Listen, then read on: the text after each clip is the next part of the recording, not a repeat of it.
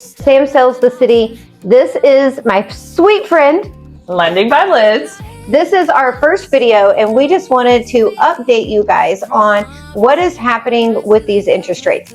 As first-time home buyers, I know there's probably a lot of questions on, is now the time? Should you wait a little bit longer? Are they gonna go lower? And what does it mean for you when you decide to buy a home? So Liz is gonna inform us on what is going on the market with these interest rates. Y'all, right now, interest rates are volatile. So really breaking that down, one day they're one thing and the next day they're changing.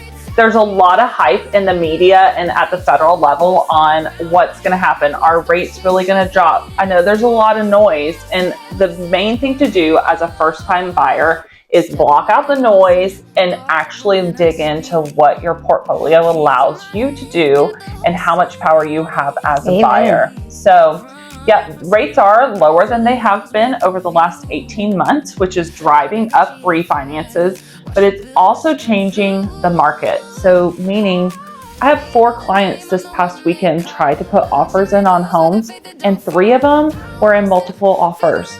So yeah, as rates tick down, supply and demand changes. So I would say, knowing that information, you really should just focus on what is best for your family. Are you prepared to buy? And part of that requires talking to a lender and getting with a team and really setting some goals and a timeline of those goals.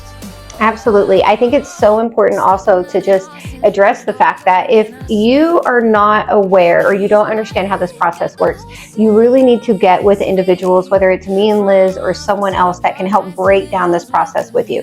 Liz and I are very passionate, not just about real estate, but primarily about serving and helping people. So we want to be your resource and just guide you and educate you on what this actually means for you.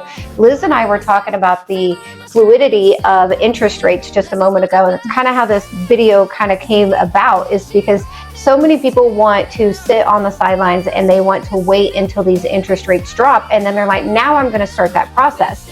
But being in this industry and knowing the timelines and how these things work, that is not the time to start. The time to start is now. We need to get your ducks in a row. We need to get your paperwork in a row, your financing in a row, your pre-qualify. All of those things need to be done so that as the interest rates potentially continue to go down, then you can capitalize on that and put more money in your pocket. But if you're not prepared, then you're not going to be able to do that, because interest rates are coming up, they're coming down, and hopefully they're going to continue to go down. But we also have to remember, with lower interest rates comes higher home pricings. Historically, that is what is going to happen. So interest rates come down, home prices go up. So we need to get you financed now so that you know what to expect. The other thing is, Liz can touch more on this because it's not my territory, but about when you can lock in that rate. So if interest rates are fluid, they're moving up and down and moving up and down, you're home shopping. How does that work for a buyer, Liz? Yeah, Sam, that's a wonderful question. And so kind of the power of being on the broker channel, you really have a couple different types of lending. As a broker, I have the ability to shop multiple banks and lock in at different times. So if there's a drop in the market and we are currently active, we do have some partnerships that allow us to go in and lock a rate while you continue to shop. Well, so let's say we get this lock in as a safety net, is what I like to call it. And the market changes and things go up. Well, you can either choose to use that, or we can continue to float with a different bank and see what play the market. But at least you always have that safety net with that lock and shop. So really, my rule of thumb is, when you know your numbers and when you're comfortable with the payment, that is the best time to lock. So there's no crystal ball on what the market's going to do. So as you're making these decisions, I think affordability is the number one thing you should be considering. What's my budget? Is this within my budget? Am I comfortable with it? And if you can answer yes to those 3 questions, that's the perfect time to lock. Absolutely. That's wonderful advice.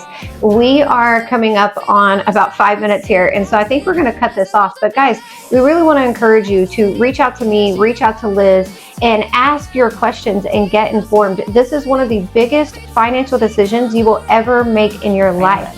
don't make the mistake of just trying to figure it out on your own. Get educated and let us help you and guide you, and let us just serve you in the process. That's what's the most important to us, and we would be honored to just give you any more information that you need and walk you through this process. I hope you all have a wonderful, blessed day. Liz, if you have anything else, I'm just cutting that off. No, you're good. We're here for y'all. There's no stupid question. We really want to empower you, and we know for sure that knowledge is power. So let us help you. All right. Happy Friday, guys. Thanks so much. Bye. Bye.